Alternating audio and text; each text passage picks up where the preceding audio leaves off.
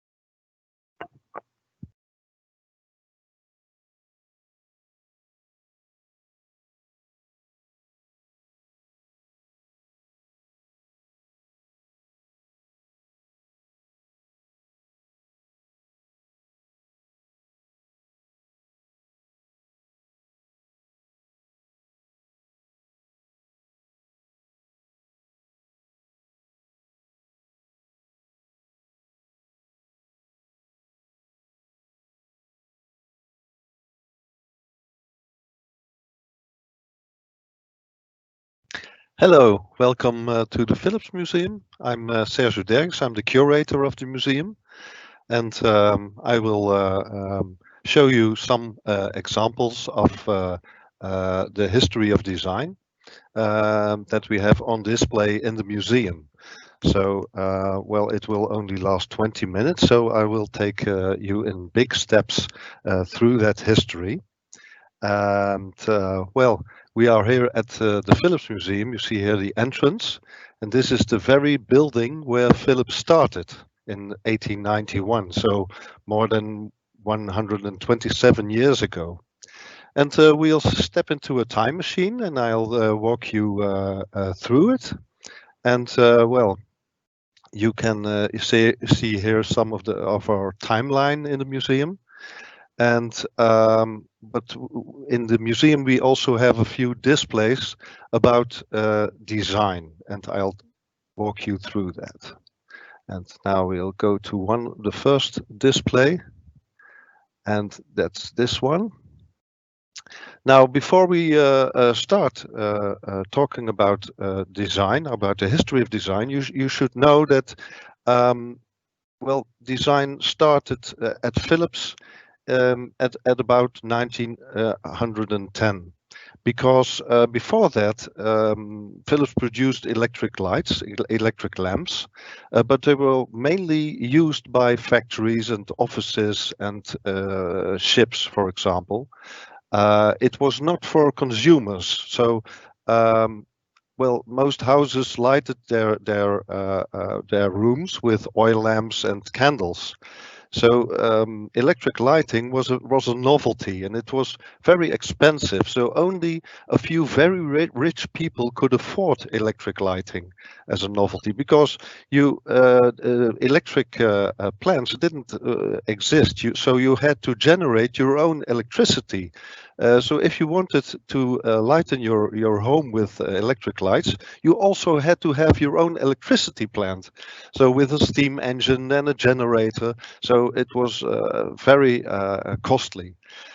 So Philips did not have to advertise in a consumer market in the early days, about at around 1895 to 1900. But that all changed in about 1910 with the invention of the metal filament lamp. And before that, Philips produced carbon filament lamps for the professional market, the business to business market. So the way of advertising was very limited. But with the opening of the consumer market, Philips also needed to be more visible in the advertisement, and that's when graphic designs came into being. So design at Philips started with graphic design because, well, there's not a lot of product design with designing lamps.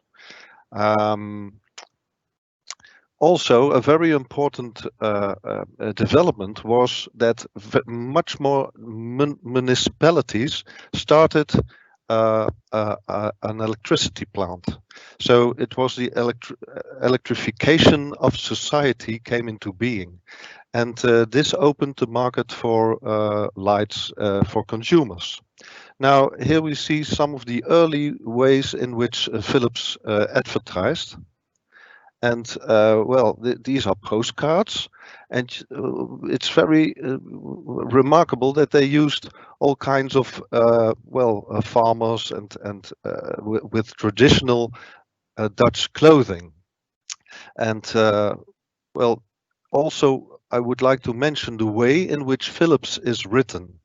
In those early days, Philips was written in a number of ways. Here you see, for example, block characters. This is a poster by Albert Haan. So Philips also involved artists in the advertising, and sometimes there were even very well-known artists, like here Albert Haan, but also Leo Gestel. And well, he designed this poster for Philips, and always you see that the name Philips has different fonts. Every artist used his own way to write Philips. For example, here is another one. Yes, here. This is a very nice Art Nouveau example, and you see the curly characters, the curly fonts in which Philips was written. There was no clear identity of Philips. Now here you see an example of a very curly character, and also the traditional clothes. And there was one man who really was annoyed by this way of advertising, and that was the young architect Louis Kalf, and you see him here in the display. And Louis Kalf was a very young architect and also a graphic designer.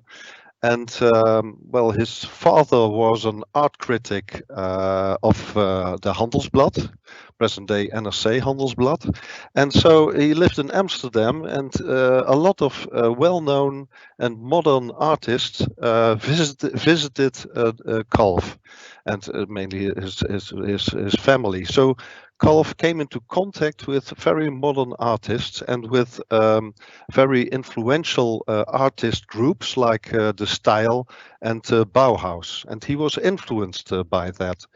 But mostly he was influenced by Japanese graphic designs, and you can also see that in the way of his signature. It's like a Japanese character and a Japanese stamp. And well, like many Jugendstil Art Nouveau artists, he was influenced by Japanese art. Also, Vincent van Gogh was very influenced by that style. And he also, and you see here in the display his first poster for Philips. But well, Kalf, as a young architect, was very well displeased with the way Philips advertised.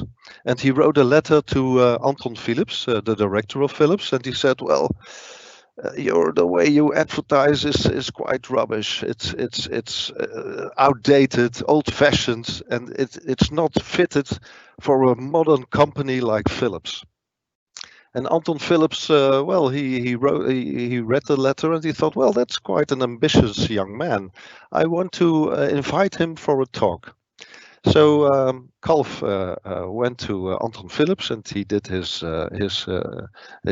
shared his vision, and then Anton Philips said, well, I want to employ you, and you can start on Monday, but you will not become a regular employee.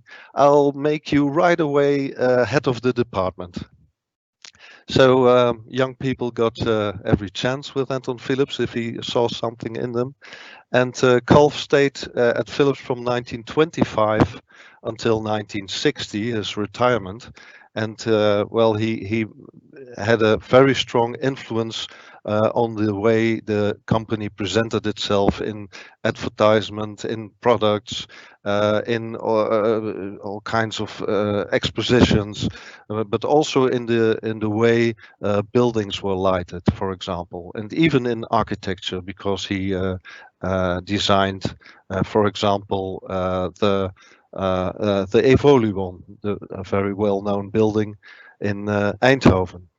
But his influence was very strong on every aesthetic part of the company.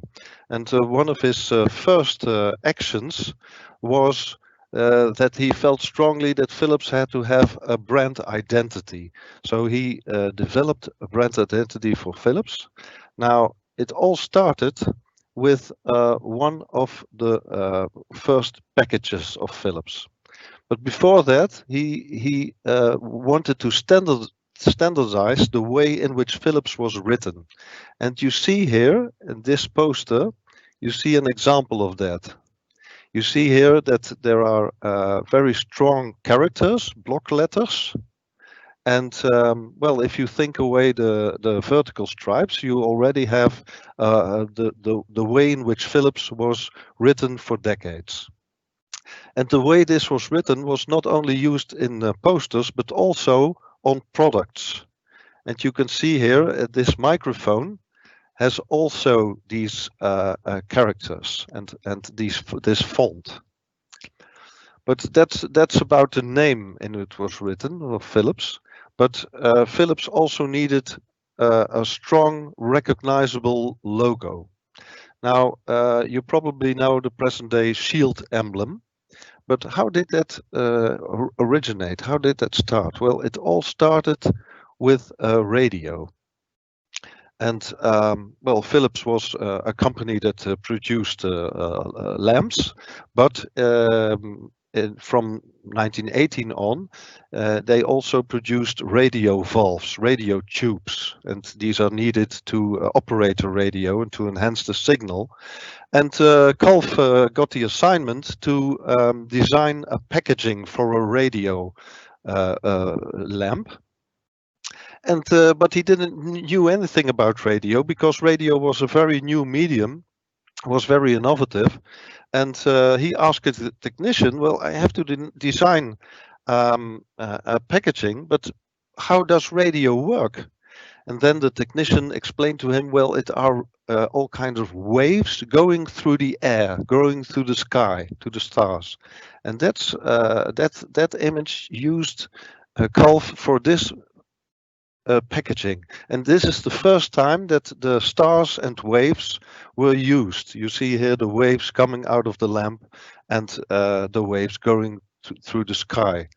So later on, the stars and waves became a symbol for the main activities of Philips in those days, namely light and sound. Now he used this on a packaging, but later on, it was also used to decorate radio sets, and mainly for the loudspeaker opening.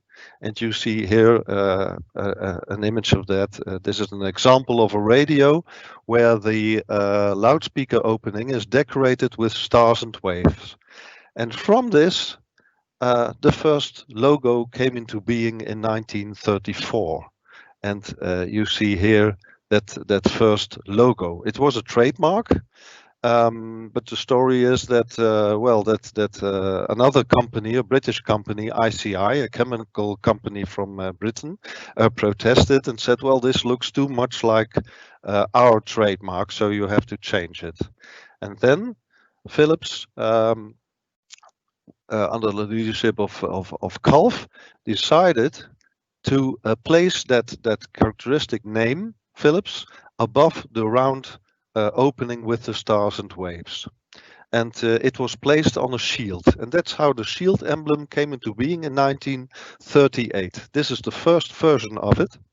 And well, you can see here that we also see the colors of well, the primary colors, blue, yellow, and red. And well, that's so it's no coincidence that the color blue was later picked as the main color of Philips. This was the first one. Now there were some moderations done in later years. This is a well-known example. It's used for many years after the war. It was in red or yellow or blue or black or white. So the main colors. Later on in 2013, it was restyled to the present day shield emblem, and it is now well, it is redesigned. It's more modern, more fitting in the present day, and also more suitable for use in computer screens. So it has 2 waves instead of 3, for example. Now that's about the logo. So Kalf laid the foundations for the Philips house style, for the identity, the brand identity of the company. He also designed a few products. Like here you see the first radio of Philips in 1927, and it's a very functional design, and it's well, it's functional, and it has a strong appeal. So from that day on, from when Philips started with radio, design got more attention because it had to be placed in a living room. So it had to fit in a living room. And well, Kalf made also another well, a few designs like this loudspeaker. It's the Meesterzanger. But later on, he was involved less in product design, and he moved much more to lighting design, because he felt very strongly about lighting, the way buildings and interiors are lighted. Well, it should be used. There should be used in an indirect way of lighting. So lighting is an essential part of the architecture of a complete building. Here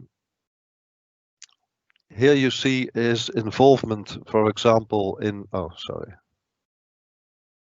This one, yes. Here you see his involvement in another project in 1958 at the World Fair in Brussels.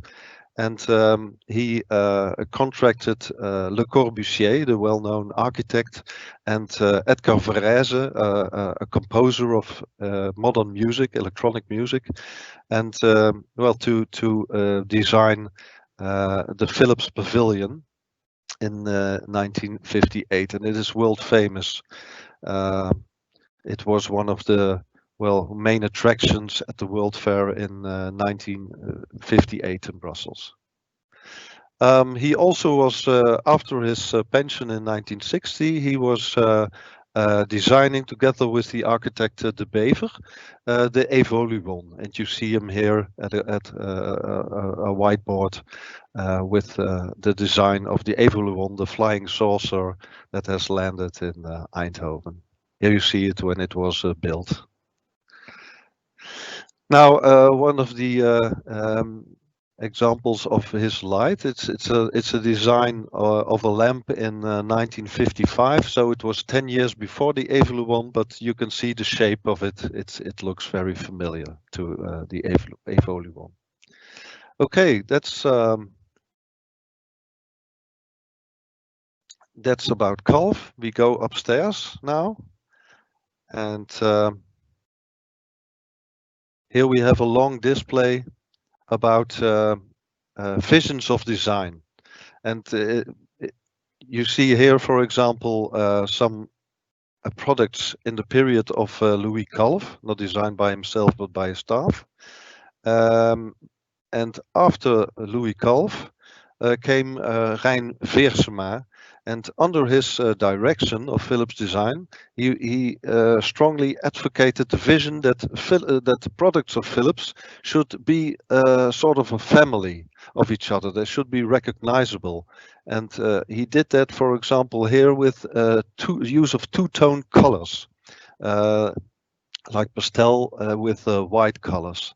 And a few years later, you see that very strongly in the design of all kinds of products. If you have a radio set or a toaster or a coffee maker or even a cassette player, they all look as belonging to the same family. Also, they had to be fitted for mass production. So it's they had to be molded, etc. Now, with his successor in the 60s and 70s is Knut Tiran, and Knut Tiran, well, he streamlined the way or the process of design, and you also see very recognizable organic shapes and use of plastics and different colors like orange, brown, green, typical 70s colors like orange also. I have to move on. Now, after him came Robert Blay, and I go one step back. Sorry. Yes. Okay.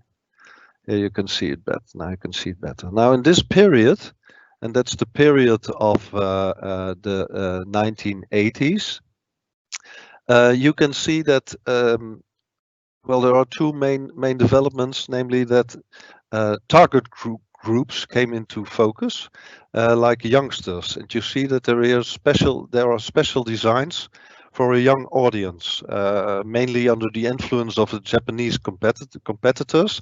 Philips had to target on youngsters. And you see, for example, here the roller radio and the tracer shaver, and here you see it, and the cassette player. But also there was much more attention for professional equipment, like medical equipment. And you see also a very professional look with the use of dark colors like black and dark gray. It's also important to point out that Robert Blay said, when I started in 1980, the design organization was considered a service. When I retired, we were considered a core competency on par with others like research, manufacturing, and marketing. Now, it's good to point out that design in the early days was mainly an aesthetic part. So you had to give a little bit of beauty to a technical product. Designers were only very late involved in product development. But over the years, designers got more and more early involved, even from the start of projects. So that was, and it was not only an essential aesthetic thing, but we're also involved in the complete development. So also in innovation, and also contribute to that a lot. Now here you see Stefano Mazzano. Stefano Mazzano was for 20 years the head of Philips Design. And in his period, there was much attention to make hardware humanware. So much more the emotion of products was involved. Also, Stefano Mazzano was had the vision that the design department had to be like Leonardo da Vinci. Like an homo universalis. So there had to be a lot of disciplines be involved in the design process. And under his leadership, much more human sciences came to the department, like sociology and anthropology and psychology, and trend watchers became a very important role in the design process. Also, he involved other companies from outside Philips in the design process, like Alessi, an Italian well-known design or oriented factory of household appliances. And together with Alessi, Philips designed a kitchen appliances like a water cooker and a toaster and a coffee maker. And it's very famous. It's also part of the collection of the Museum of Modern Art in New York. Designers like Mendini, who also designed the Groninger Museum, was involved in this series. Also, designers got a lot of freedom to explore the future of things, and here we have some examples of that in the museum, like a virtual ping pong set and emoticons, and for example, a smartphone with a foldable screen.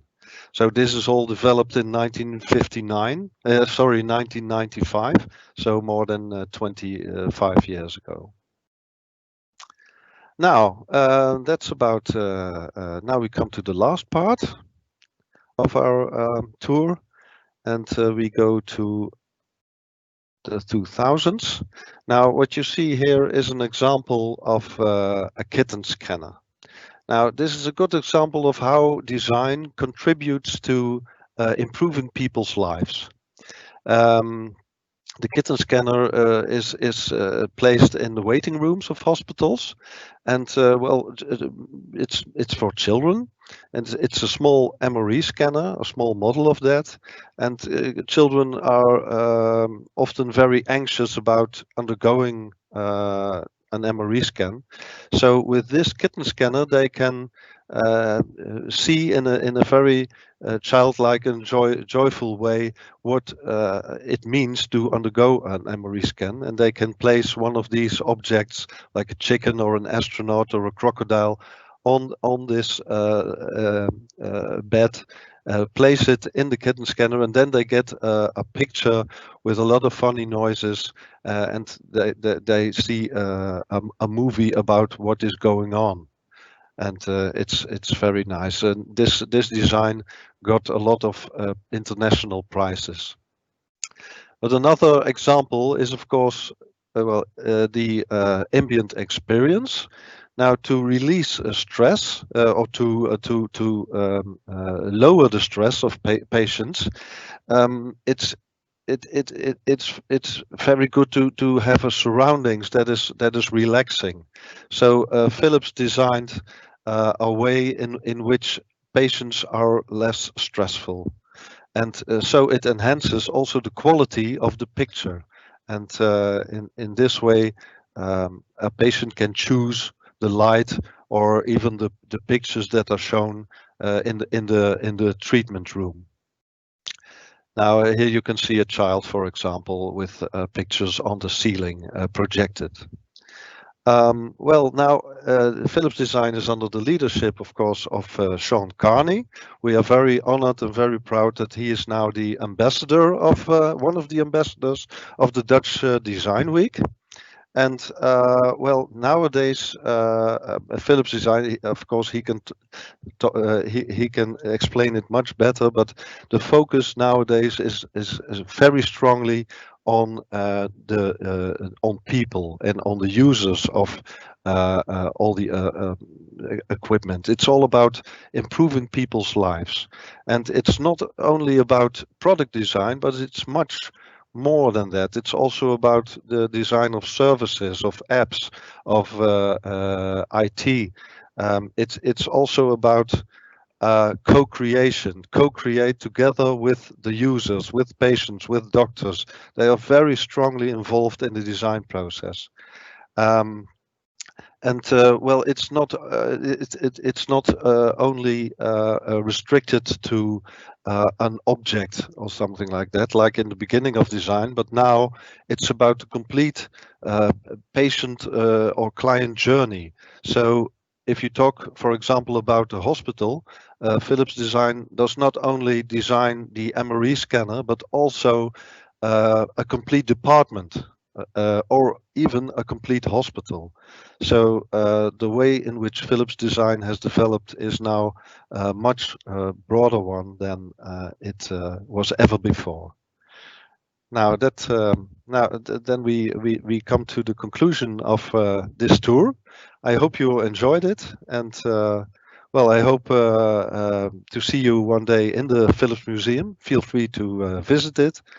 And well, I thank you for your attention. And if you have any questions, feel free to ask you. Thank you. Fantastic. Thanks so much, Sergio.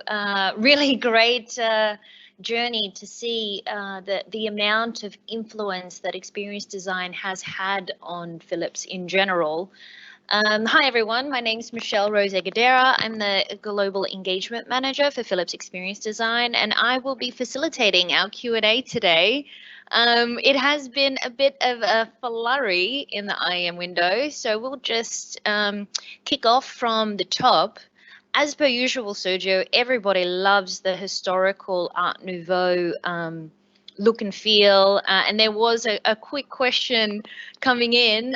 How can people go about buying the Art Nouveau posters? We've also been lucky enough to have Olga Kuhlman on the line addressing some of the questions.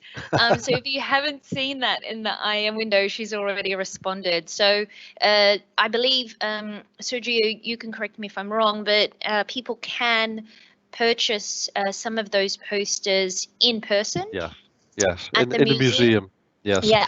But well, there is a very restricted and limited well, a number of posters available, but there are also postcards.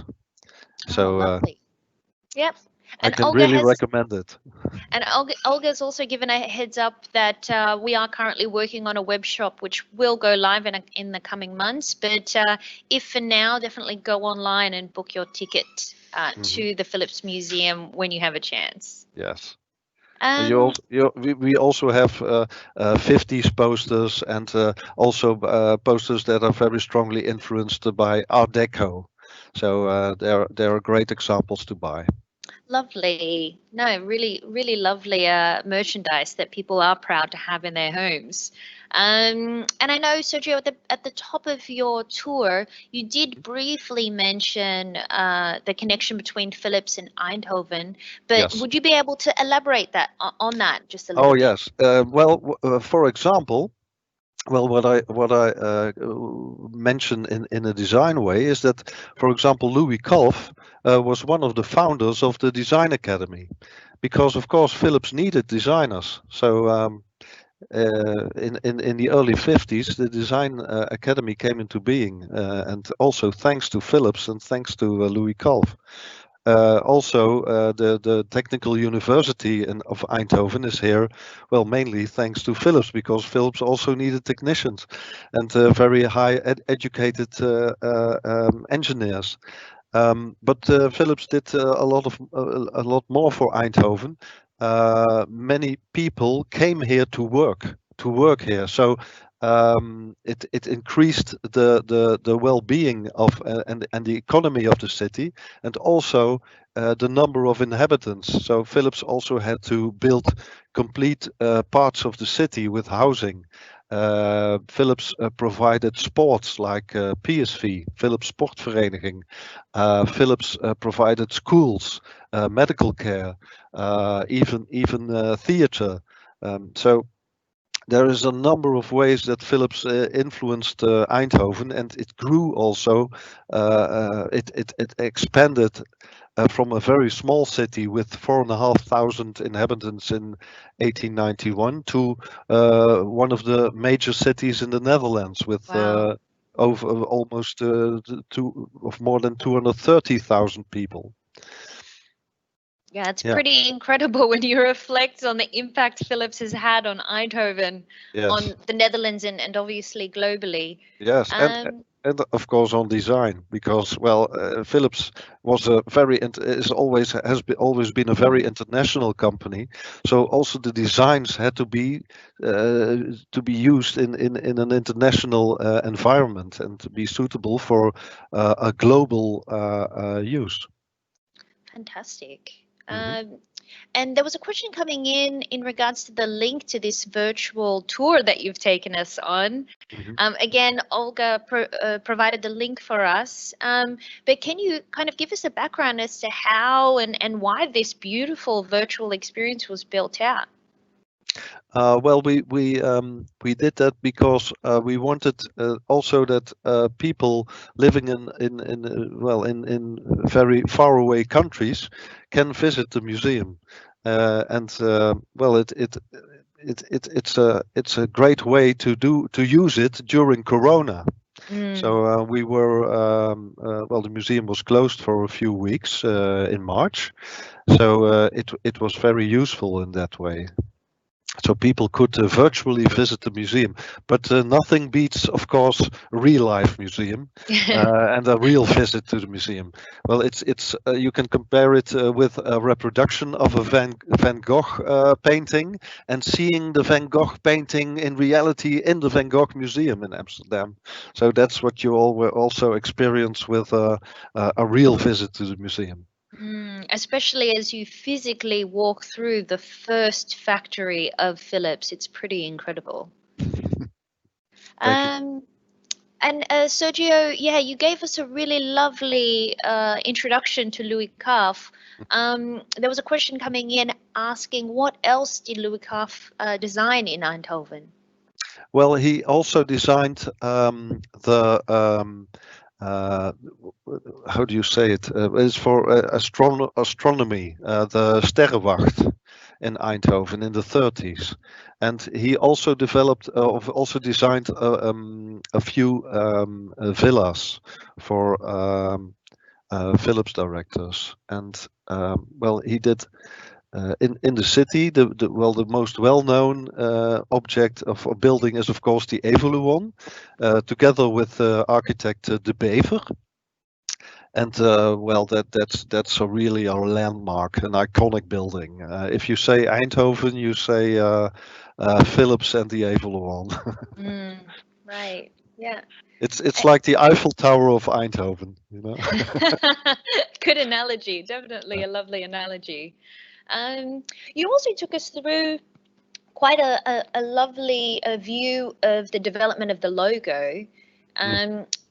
We had a question coming in from Jörg. How is the usage of the brand, logo, house style aligned nowadays with other companies that use the Philips name, like Signify, like TP Vision? You know, he really likes and really appreciates that it looks still very much like a unified brand. Well, I don't think I can give an answer to that question, because how it's aligned with Signify? What is the question? Well, the question is pretty much how, you know, I believe a few years ago, you know, Philips did disconnect from Signify and TP Vision, but we still managed to have a unified brand. Yes. And yeah, the question is, how do we do that? How do we ensure that we are still very much a unified brand?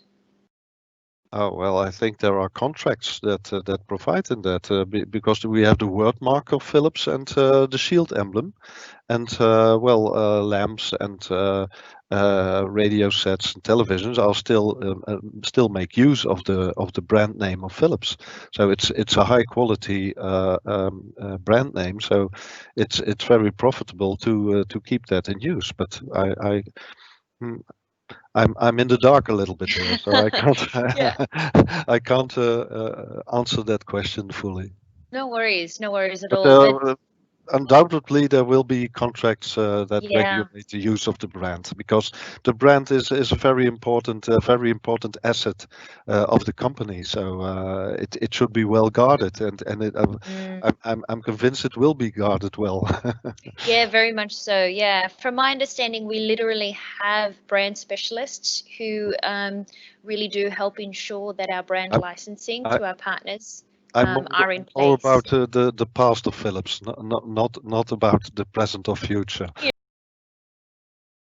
No worries at all. All good. Okay. I'm just having a look. And then I think, yeah, a really great question came in. I mean, Sergio, the museum is beautifully curated in the experience with which people do kind of have when they come into the museum. Can you tell us who designed the museum? The museum, the building it was already in existence in the 1900s. In 1869, if I'm correctly, it was built, and it was used as a nail company to produce iron nails. And after that, after it went broke, it was used as a textile company. And Philips acquired it in 1891 at an auction. And one of the main features was that the building was located near a railway station. It had a steam engine, and there were a lot of laborers available in the region of Eindhoven.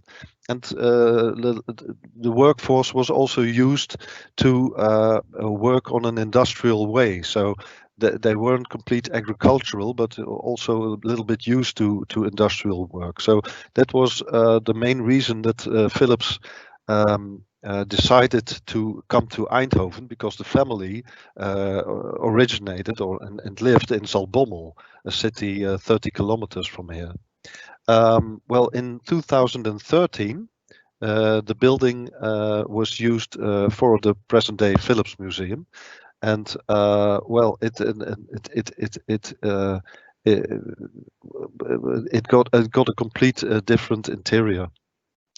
Before that, it was used in 1951 as a light demonstration center, and the Louis Kalf did the design of the interior, and there was even a ceiling designed by Escher, a very well-known Dutch artist. And before that, it was used as a storage room for chemicals. And in the early days, of course, the lamp factory was located here. So also the Philips company archives were in the building, and even another museum, a museum about artificial lighting. So it has had a few different purposes. But now we are very proud to have the Philips Museum in it, because, well, where can you be, well, more lucky to be in the center of Eindhoven, in the very first factory where it all started. So that's now yeah, that's a great location to have the museum in. Beautiful. And we've got, yeah, a bit of a left field question for you, not related to the museum, but maybe you do know, Sergio. A question came in asking, why is the Eindhoven train station designed like RDO? Well, well, it's not sure that it is designed like a radio, but there are a lot of stories about it. It's a great story that it's designed like a Philips radio, but well, we have never found proof of that. So, and even a Philips radio that looked like the train station is from a later date. so maybe it's just a coincidence, but we should ask the architect who developed it what was his inspiration. Maybe it wasn't a radio, but we are not sure about fair it. enough. Fair enough. So actually, we've hit the end of our Q&A. Quite an interactive session. I have to thank you once again, Sergio, for an amazing virtual tour. Thank you. It's always, so lovely to see the amount of history and expertise Experience Design has had on the company. If you do want to join the team and potentially be one of our designers around the world, we definitely encourage you to simply scan this QR code and sign up to our design talent pool. And if you haven't already, definitely ensure that you check out the remaining design talks we have for the remainder of the week and see how experience design continues to be a strategic force at Philips. So once again, thanks so much, Sergio, and wishing everyone a fantastic week. A pleasure, and I hope to meet you in the museum. Okay, bye-bye.